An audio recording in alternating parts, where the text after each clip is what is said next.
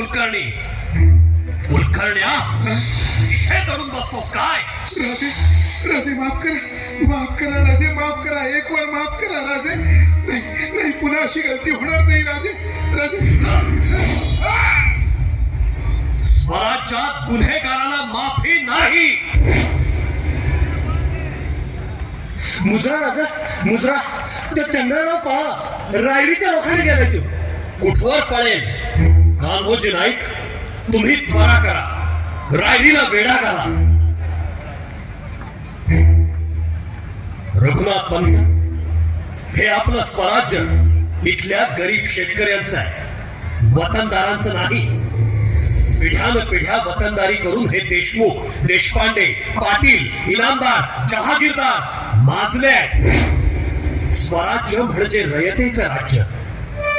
यात फक्त राजा आणि रयत यांचा संबंध.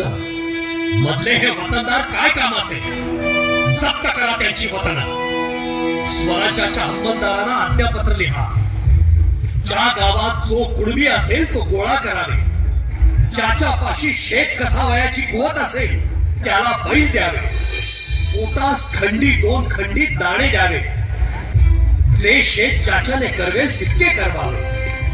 यापासून बैलाचे व धान्याचे पैके वाढीदिडीचे किंवा व्याजाचे न घेता मुद्दलच हळूहळू त्याचे तवांगी माफिक परत घ्यावे.